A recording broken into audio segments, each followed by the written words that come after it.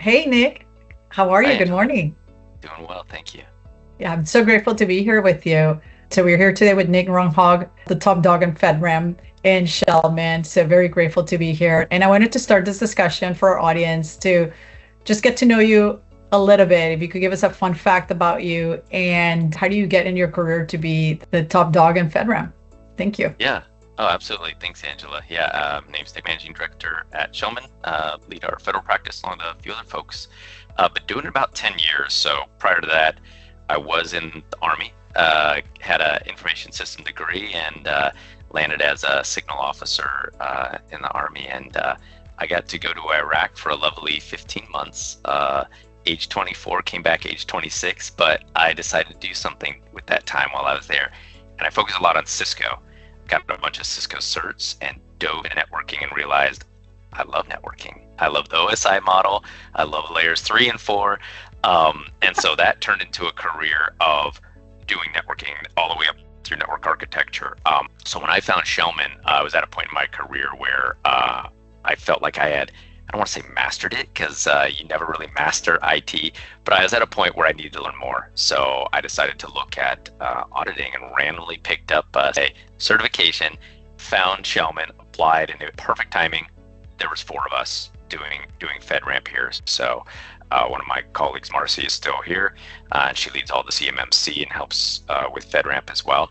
And we've grown it to be the #1 3PAO. So that's what really kind of got me in there. And it was the technical and learning something new. When you go to new clients, they're all doing this a different way. So you learn something new. Everyone does it differently, and you're seeing new technology. We've seen technology come and go. We've seen stuff last. It's quite interesting. And if that's the kind of personality you are wanting to learn, FedRAMP's a cool place for that, especially at a 3PAO. Let's see. Fun fact, but I used to run a lot of distance, and my fastest mile was 4:34, which I'm Wow. still kind of proud of. And I think now and then I was able to look it up, and I still find some of my old track meets on there. But it was a pretty fast time, and I'll still run a little bit, but nowhere near that fast. The speed. Wow, that is fast. I agree with that. For 34, on my wildest dreams, I could achieve that. And I used to run a lot myself. So good for you, Nick. Thank you. Thank Yes. you. So let's get with the questions. So as we see, and Nick, I know you're going through the same process that clients are calling you like, hey, the rules have changed, the game has changed. What should I be doing? There's new also companies that is open up their marketplace for them to start working in the federal space and try to get in and see if they could do something meaningful. So we talked about some questions that we will go through, and I wanted to start with the change of the controls model that now we call it in the FedRAMP. So we're going to focus on consolidated rules, FedRAMP 20x being one of the big focus due to the recent changes that we have with FedRAMP. And now we have KSIs, key security indicators, which seem to be more outcome-based demonstrations rather than control by control compliance that we were used to in the Rev 5 model. So from an assessor's point of view, from your point of view, how do you fundamentally see the difference in the which you're evaluating this evidence or what even passing on these examinations looks like? I know we've only had cohort 1 and 2. Everybody's trying to get in front of this from your point of view, our point of view, as readiness and assessors. But what do you make out of all of this, and any feedback you could give the audience? Absolutely. It is a big shift. You're right. And when you compare what an independent assessor did to what they do now, one of the things is we are always called third-party assessment organization. Now they just want to call us independent assessors. A couple other terms changed. Authorization is now certification. So we got some name changes, and that's going to throw everyone off a little bit. But the fundamentals did change as well. So you're right. NIST 800-53 was a big control catalog, over 1,000 controls. They wanted to simplify some of that and go to these key security indicators. Intent. That is the key word there. We went from something that was very prescribed that really, when you broke it down, kind of pointed to a specific mechanism to here's the intent of the control. Are you meeting that intent? We don't care how you're doing it. Invent up something new. So FedRAMP's a little more open in allowing for this interpretation of it. What that means from an assessor. So before we used the compendium to 800-53, which is 853A, it says you must interview, test, and examine these things. Now what we're doing is we say, you have this SDR and CPO documentation, and what we do is we look at what you say you're doing. So what a cloud service offering has these documents describing their system, we say, what do you say you're doing? We want to see if you're doing what you say. Second, we now look at, once we see if you are doing what you say, does that meet the intent? So kind of odd before, we just skipped right to, are you meeting that control? This is sort of a two-parter where it says, one, are you really doing that? Two, are you satisfying the intent? And there's a third piece now where is that automated to the level you're saying it's automated? And if you say it is fully automated, it better cover that entire attack surface. So if it's multi-factor, VPN, web app, as well as maybe a mobile app or something like that, we want to make sure it actually covers all of those in the automation piece, and that's either not in place, partially, or fully. So we have this sort of additional things we're doing, but there's some stuff we're not doing, which is risk ratings. So our approach is fundamentally different. If you look at it from, we're definitely not doing risk ratings, impact likelihood, we are looking at automation. So there's some things we're just absolutely not doing and things we're absolutely doing that we didn't do before. So I'll start there. There are some big differences, and you are right on the difference between KSI and controls.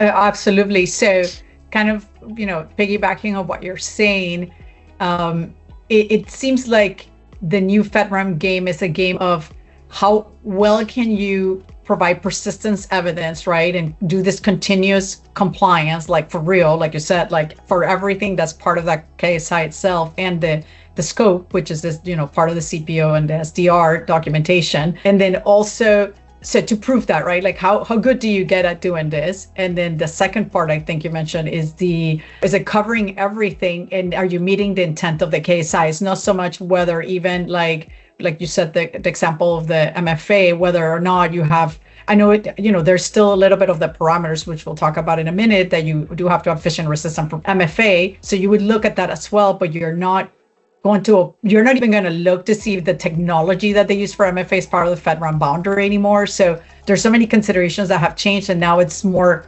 like whether the automation works, right? And whether the completeness of what they're providing meets the scope and obviously the intent of the KSI. Yeah. You mentioned, to start, you mentioned how it's going to be a on-demand product that stakeholders can grab. And that's exactly, so when I mentioned automation, there needs to be the ability for a stakeholder to go to the cloud service provider and say, I want you to run everything you did for that annual assessment, but I want it today. And I think that it says how often some of this is, but it's essentially on demand. I mean, if they have the ability, they're gonna have the ability to pull this stuff. But what they do is that means that there's no stale report. So in the old model, you're getting an annual report, snapshot in time. Essentially, it's backwards looking, but you don't know about it until that snapshot in time, which has always been a bit of a flaw that we've pointed out in the model, which was you might have had something 6 months ago that was a vulnerability. We don't know if there's an exposure with that, but it was vulnerable. Now with this frequent automation, that can be pulled daily. Really can be on demand, and that's going to allow stakeholders to go to that trust center for a cloud service provider, specifically a cloud service offering, and go, I would like to know the status of all of your KSI and rules today. So that's a big change. It's a good change in security posture for the KSI that are in place, if that makes sense. And it's so important to FedRAMP that they, on the pilots at least, they prohibited the submission of packages that weren't at least, I think it was about 70% automated. So they were like, if you're not up to 70%, we don't want to see your package, because that breaks the 20x model. Yeah, exactly. Go back and figure it out. Yep. I think there was a few. There's a few that got rejected, and it was, please come again once you've automated this. Figure out how to do it. I don't know that 100% is often that we see 100% automation, but I would love to see that at some point. But I agree. Some things are going to be like a lot of triangulation of information to give meaningful outcomes. I feel like user awareness and training. Like there's so many things that are right that you could get out of these tools, but then there's got to be some context that may not be necessarily automatable, that needs to be, like given the training, like what is the training itself and things like that, for instance. Yeah. So absolutely. Yeah. No, it completely makes sense. So from like your day-to-day methodology, I'm assuming now that the way that can you describe a little bit the way that you're reviewing this evidence? And we talked about it a little bit, but like your experience, are you reading the JSON file? Like you have like now things that read the JSON files, you compare the information in the CPO and the process overview document and the SDR that gives the details. Like what is that experience like from your point of view on checking what has been provided and making sure that 70% automation or the intent? Can you describe a little bit of like your, like on the weeds, like what you're doing for that? Yeah, absolutely. And a lot of this is, we will be updating this as we go as well. So a lot of this is based off the pilots, and some of that has changed, and we're in the middle of assessments right now because we can't even submit the non-pilot packages, right? Pilot's closed. The new packages we actually can't submit until 8/31. So we'll get some feedback, but our methodology, absolutely. We now do a lot of that testing kind of on day one instead of some of the where we're asking for this evidence ahead of time. A lot of time now it is show us live on how you're doing these things, pull it using the automation because we want to see it in real time that it works. And we want to see that it covers everything it needs to cover, because like I was saying, it's actually multifaceted now. It's not just, are you doing what it says you're doing? It doesn't meet the intent. We want to see it's automated, and we have to write up a summary of how automated it is, because I think there's three choices. It's not automated, partially automated, fully automated. If it's fully, it better be everything. If it's part or none, that means nothing. Most of them are partial, right? So we keep landing on partial. That describes a pretty full narrative where we're gonna have to go in and say, okay, MFA was on here and here. Here's the scripts and the code to do that, and they're pulling it correctly. And here are the results, and those are accurate results for these two of the three places where we're expecting to see it.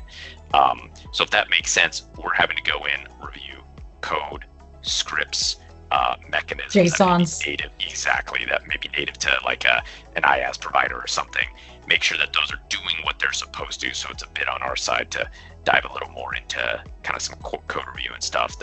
Absolutely, and then the JSON, FedRAMP posts certain things. They have some of those schemas available. GitHub is much better to review those. We review them on their website. It's not a pretty printing format. You have to go to GitHub to get the pretty printing, with all indentation and line breaks and all that. So it can be difficult, and a lot of this, that's one of the big hurdles for a lot of CSPs right now is the JSON, and trying to figure out what is already present. What do I need to add for my system? These things are not ready to go for your one system. You've got to add stuff to them right now. Yeah, no, absolutely. And I think, we're still human. So translating this into human readable, like the template, here's your schema, and this is what the intent is. And then I think starting with like, okay, here's what it is in plain English, right, that we could read. Let's go and fill it out and then figure out how we could get it from the system. So it starts displaying as a persistent way. But I think working yourself like plain English requirements. Okay, how do I get this from the system? How do I make this persistent? Then you build the mechanism to give you the information the way that is being requested by FedRAMP.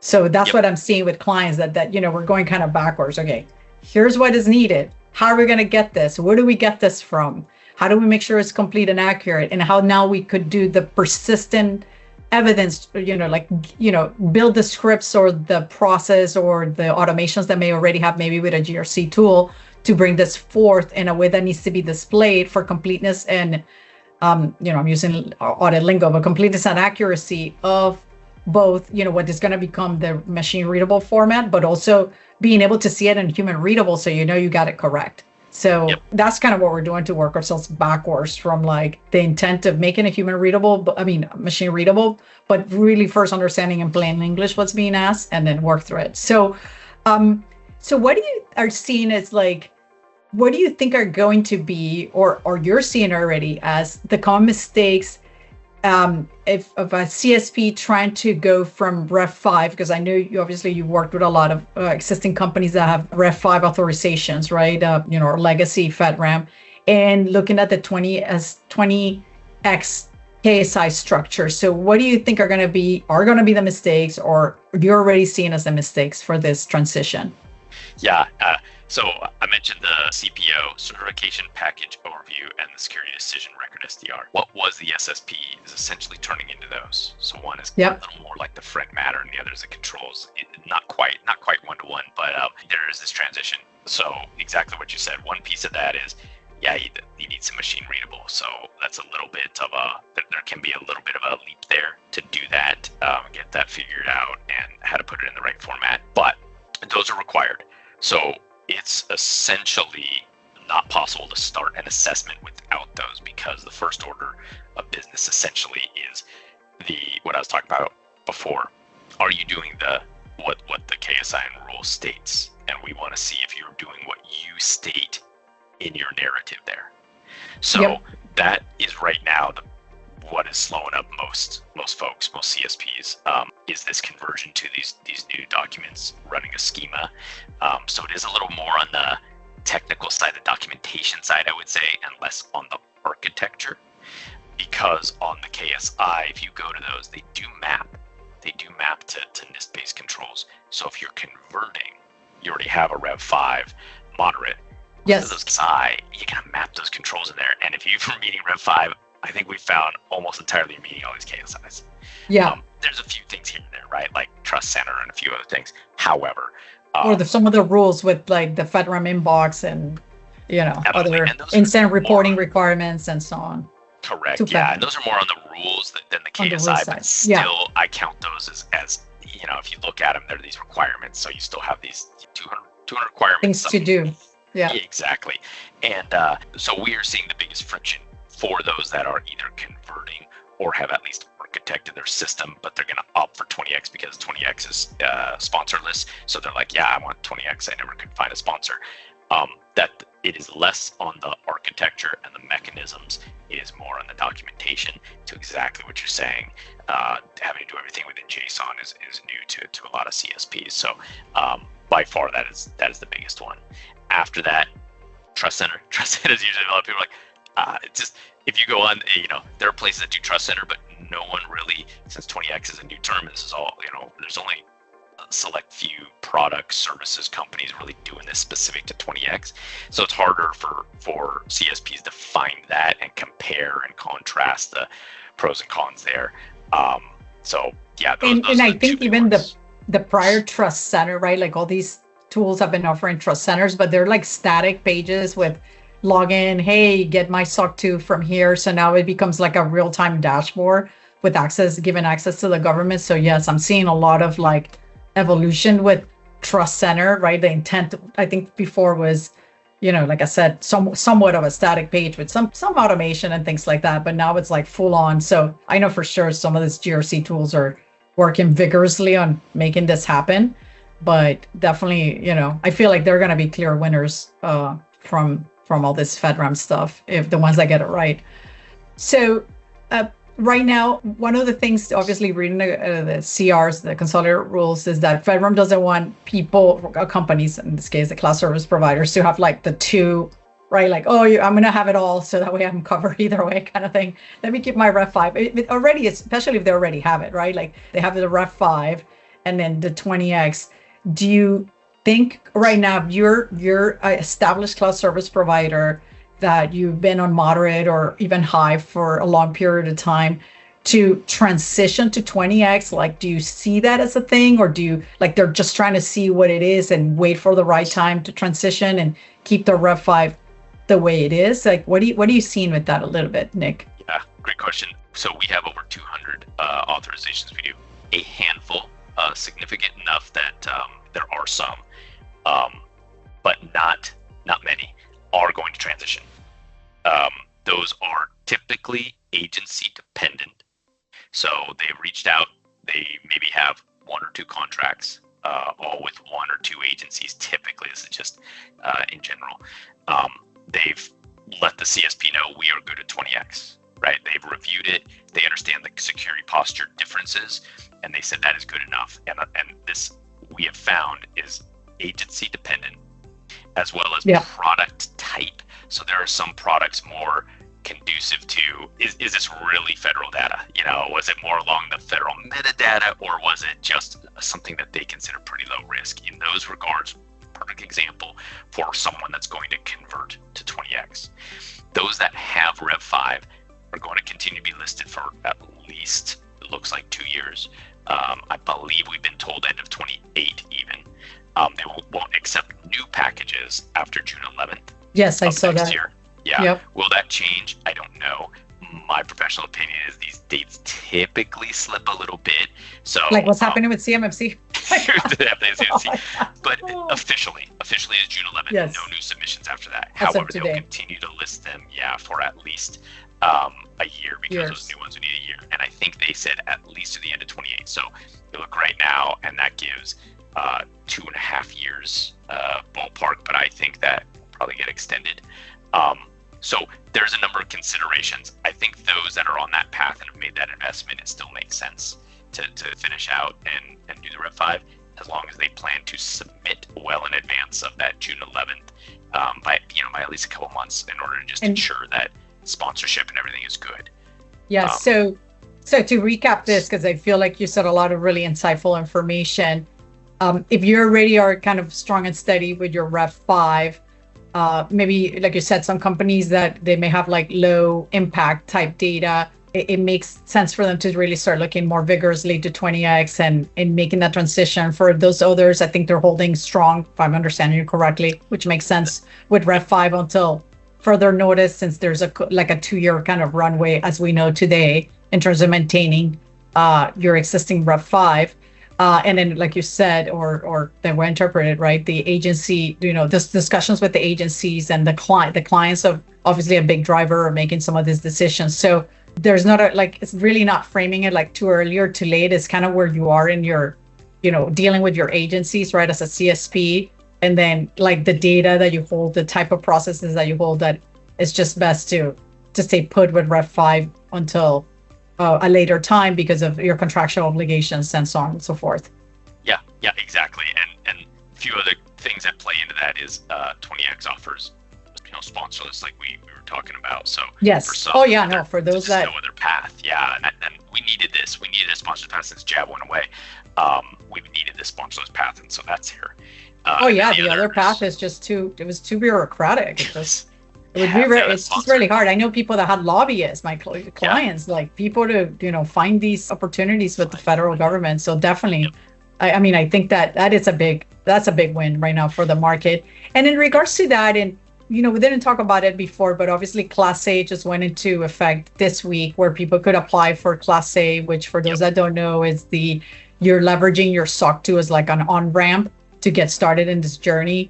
Obviously from like a data, security perspective, or, categorization is really like low data, and who knows how much agencies honestly are going to really rely on a Class A, but it's kind of like a path to get into the federal government. I am assuming that you're getting a lot of questions on Class A, and hey, you obviously have to, you have a SOC 2 already, so I could rely on that. What are you seeing right now for you, like questions on Class A, and or whether it even makes sense for the people that you speak with and your clients or prospects? Yeah, so Class A, there's not a one-to-one, but it's most similar to a RAR. Yeah. The RAR was a bit broken by the time 20x came around, in that it was difficult to get through. Just wasn't providing that ROI for clients. So what 20x did is they has said, let's do this Class A. It leverages testing that's already done.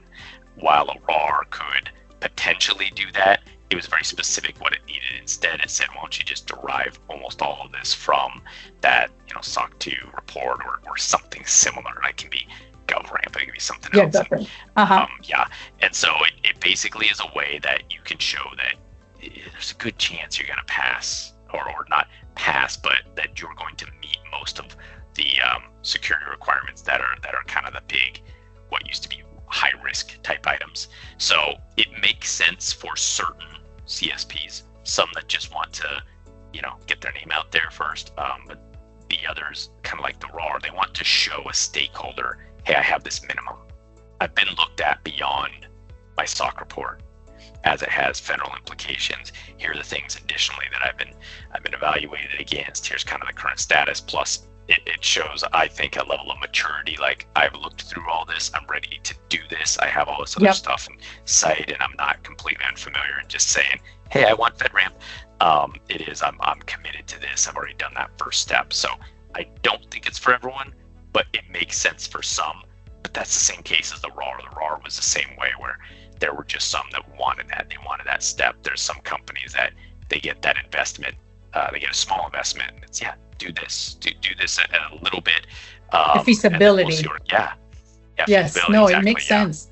I mean, I'm seeing a lot, several like cloud service provider clients that we have feel like you said is like an inexpensive kind of way to get started with a path, especially those that have been wishful to work more with the federal government or had clients that work heavily with the federal government that were asking for their own, for like that additional assurance, right? Because at the end of the day, how much assurance are you going to provide to your clients and or potential clients in the future? So switching gears a little bit. So looking, obviously working with clients in cohort 2 and looking at the consolidated rules, I feel like there's a lot, like some big changes, what we talked about. Obviously the SSP was a big change with the, getting rid of that massive document into something I think that is much more consumable. Obviously it has its own challenges, like you said, with JSONs and machine readable information and so on. But vulnerability management is certainly another area that has a huge overhaul. So what are your thoughts on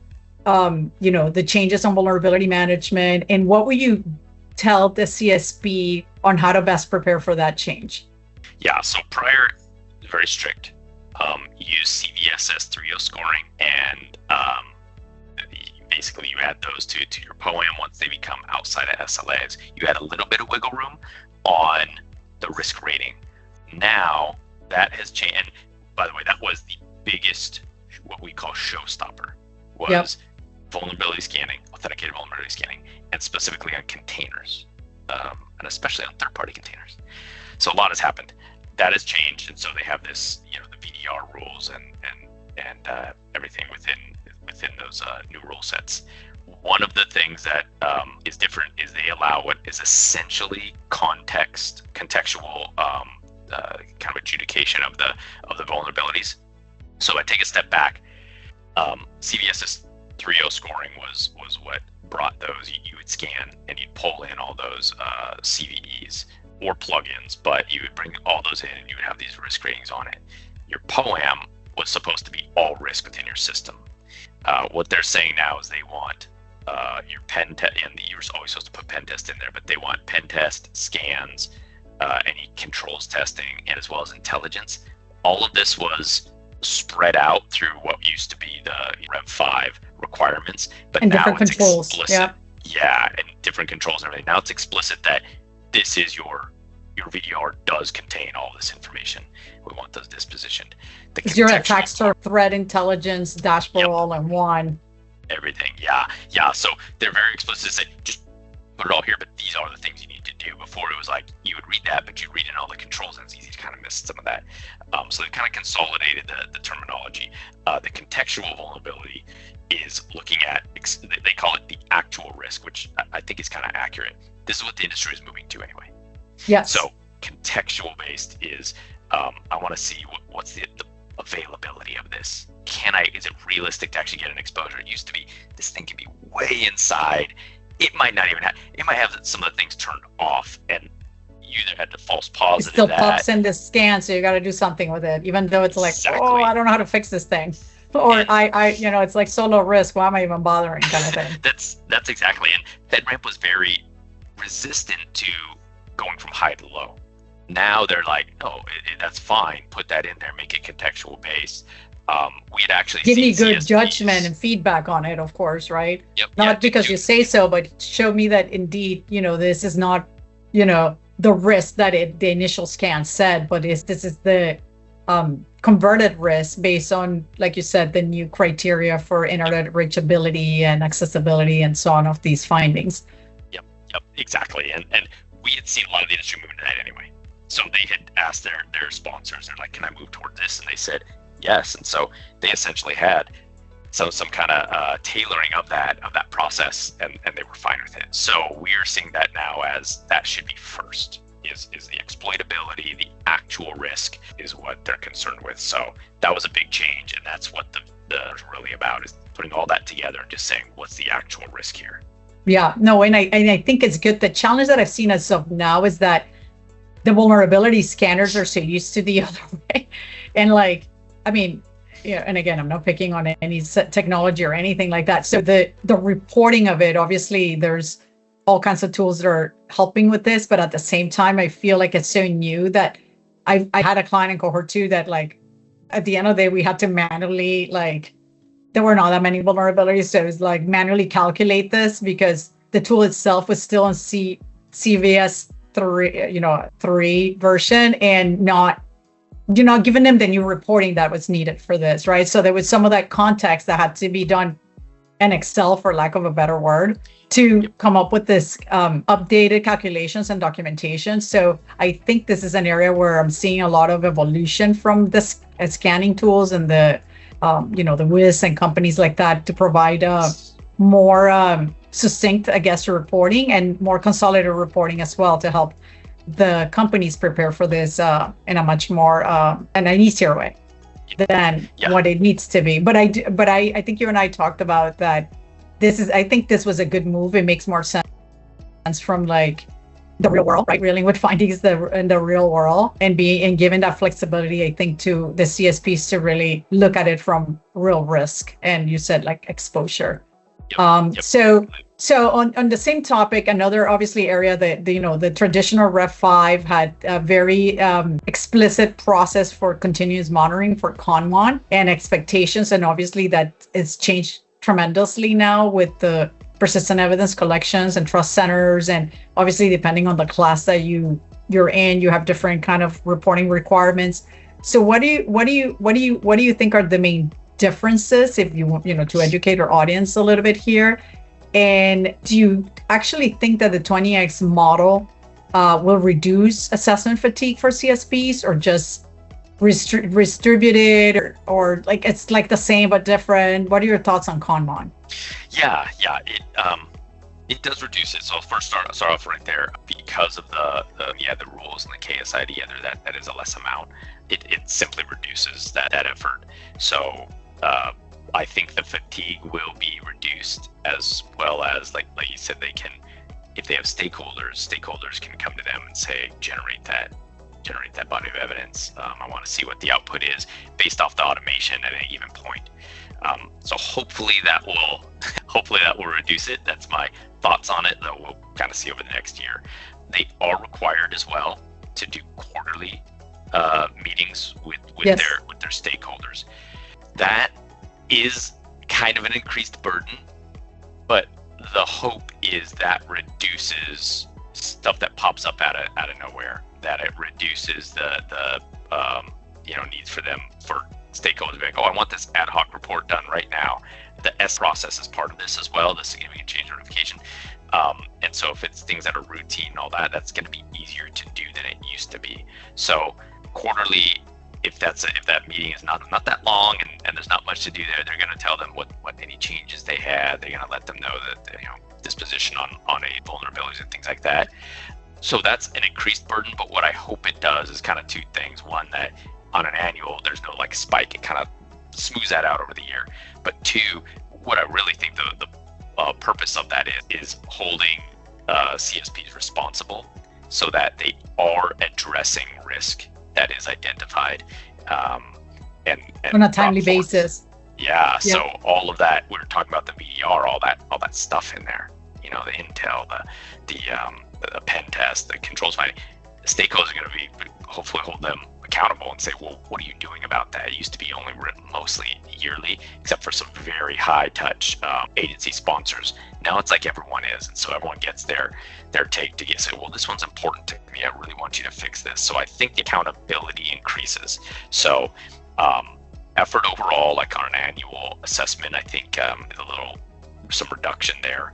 Accountability goes up. I think that's good, because I think that reduces risk, and really what's the whole point of this is to reduce that exposure, to reduce the ability of that integrity to be violated, or the availability to be reduced. You want high CI and A, and that's the whole point of this. And I think in the quarterly touch interface with the stakeholders increases that by increasing that accountability. And I think it's also a way for FedRAMP to start working through all the kinks of all this process. I've seen already a change log on FedRAMP of little changes that are catching with what they've already documented. So, and I've heard Peter Waterman from FedRAMP say that, this is an evolving thing for them as well. So I think getting this feedback more faster than the old method is also a way for them to improve this program as it evolves. Yep. So I completely agree. Change logs would be great. And actually, CSPs are required to have that change log. They used to have like their version history and some stuff like that in there, but the change log has to include, it actually says in the KSI and the rules what you have to do, but it's like all changes need to go in there, and you've got this like historical record in there. So that's good because it gives stakeholders a way to come in however often they want and check and see what has changed. Does that impact me?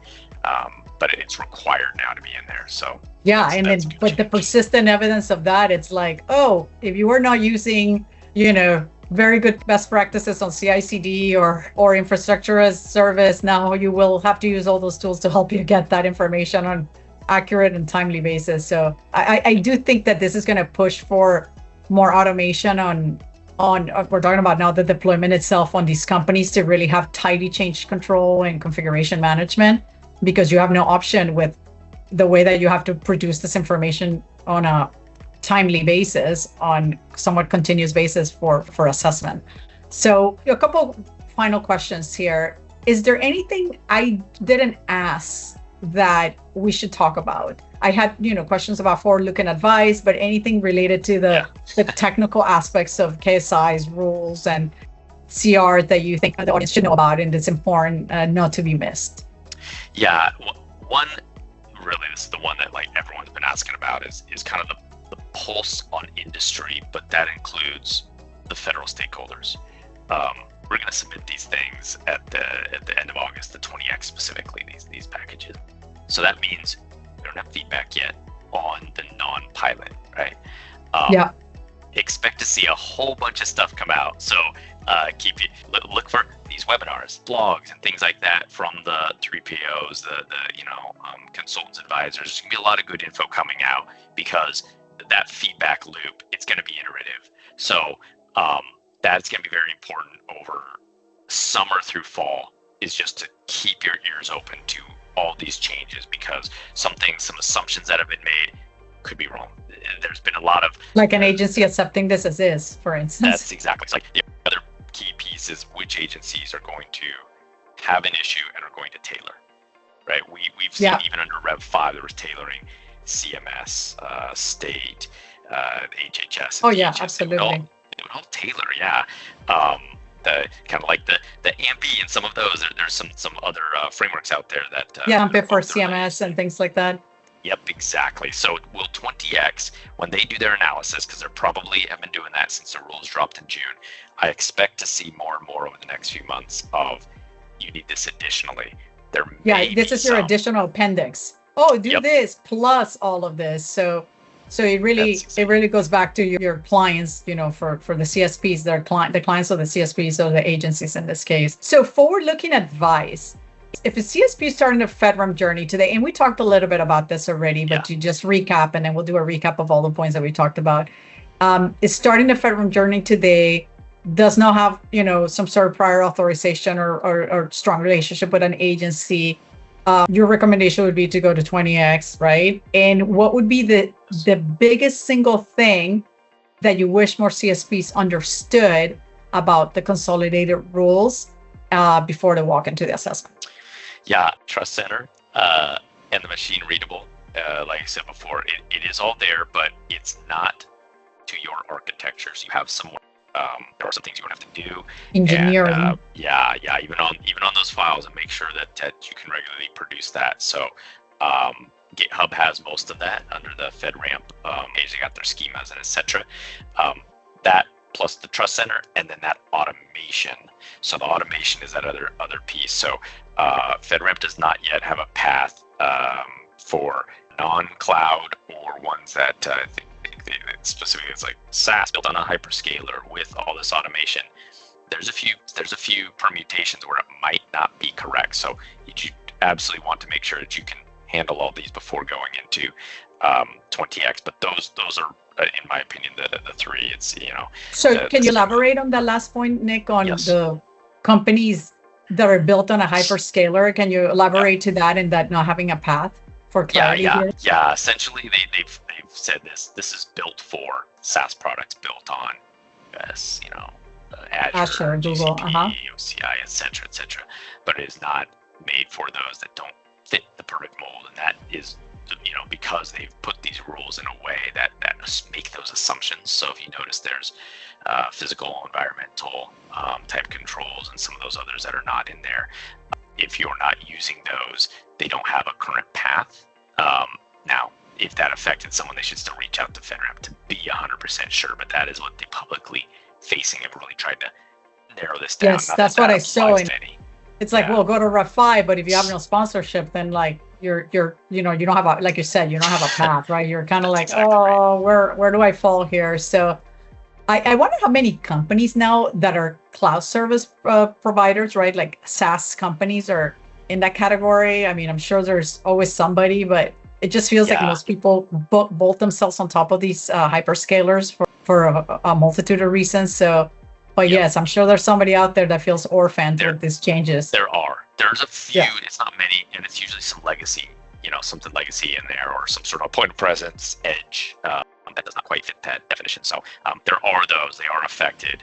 No word yet on that. I think they've made some, through some of their social media saying, yep, that's coming, or Class D will cover some of that. So, yeah. Yep. No, Nick, this has been amazing. And just to recap, so we talked about obviously the KSI model with the key security indicators and how that's changed. There are more indicators of outcome-based demonstrations versus the traditional controls. If you're in Ref 5, like you mentioned, obviously the KSIs do map to Ref 5 controls. My understanding, and a question for you, just to clarify that further, all those controls are referenced on the KSIs, but having heard Peter Waterman and obviously reading the Consolidated Rules, it's not a prescripted list. So companies don't exactly have to do one by one, but they have to look at the context of those controls. We're talking about from a 20x vantage point to understand what the KSI's intent is, but it's not like a checklist that you have to meet one of these one by one. You agree with that, right? Like that's correct. Clients are like, well, I'm going to read this and see what I can do. Yeah, that's correct, and not every control that was in the old baselines is mapped, but those mappings are there, and so it can kind of help those that are making the conversion to go, I get it. This is the intent. It applied to these 8 controls. So if I do these things, I'm probably doing this KSI, or I'm going to be okay. Yeah.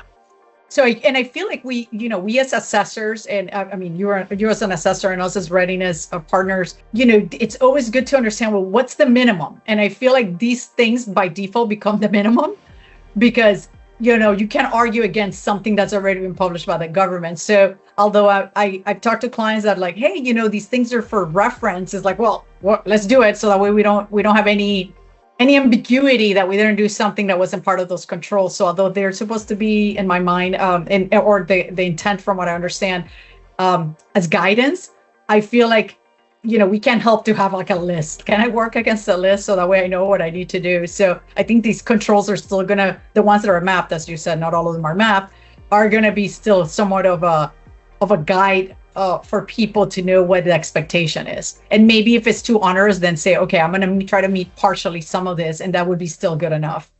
So that's kind of where I'm seeing like this, like, it used to be so much more prescriptive. So now we have to work a little more in like justification or understanding where, like, how far do you go with some of this stuff?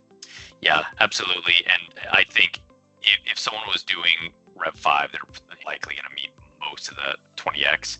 And then further, we no longer have to do a recommendation statement. So that's really on the stakeholder, even if there are gaps to make that decision. Yeah. So they can, there could be what most people would consider a high risk one. And a stakeholder can now go in there and say, no, that's fine with me. That's not something that affects my decision. I have a risk appetite that includes that amount. So yeah, that there will be that mapping is good. It's helpful. It's not prescriptive and say go do AC2 and AC7 and all that. It's still just do the KSI. These are there to help you understand it. Yep. And then other things that we talked about as part of the recap is how vulnerability management changed significantly. So to be on the lookout and really dissect those changes, I think it does give and we talked about giving a better way to manage risk in the organization. But obviously, the word that you also used was transparency. More transparency and more accountability will be required of the CSP. So that also ties well with continuous monitoring and the expectations, where it will reduce, as you mentioned, assessment fatigue. But it would create, like you said, additional accountability, meeting quarterly. And one of the big things that you mentioned too is that as this packages come in for 20x, and right now after August 31st, like you said, on the fall, to be able to really get feedback from experts like yourself on the information or feedback obtained from the agencies and what is really taken or not taking, and then whatever add-ons are going to happen by agency will all flush out over time. So a lot of evolution here. I think it's kind of an exciting time to be in our industry and FedRAMP, just because of the change, and change is good. Any closing remarks, additional closing remarks, Nick? I mean, you've been fabulous. I love talking to you, by the way, so thank you so much. Yeah, it does seem very popular. I think we're going to see a big influx, and that is due to the sponsorless route. So yes. Expect that one of the best things about 20x, my favorite things, is absolutely that truncated review timeline at FedRAMP. If this is important to a CSP, factor that in, that there may be this big influx. I'm hoping it stays at 1 month, but know that with big influxes, typically that stretches that out a little bit. I think that's temporary, because I think there's gonna be a big rush of the ones that have been just waiting on a sponsorless jab type path. That's here. So do factor that in. Remember 831, then factor in an assessment time, then factor in a review time. That review time might be a little longer. So manage expectations with stakeholders, and factor that into your ROI calculations. But like you said, I think it's going to be a good time for a lot of CSPs that have been waiting for a program like this. A path. Yeah, a way exactly. in a possibility of expanding their market to the federal marketplace, and or indirectly other I know GovRAMP has the whole state program, but I feel like when people are on FedRAMP, they could also leverage this for other reasons as well. Yep, absolutely. Well, Nick, thank you so much. It's such a pleasure to be here with you. I really thank you. Same. Yeah, and thanks for then having me, Angela. we'll chat soon. Cool. Thank you. Thank you. Bye. Bye.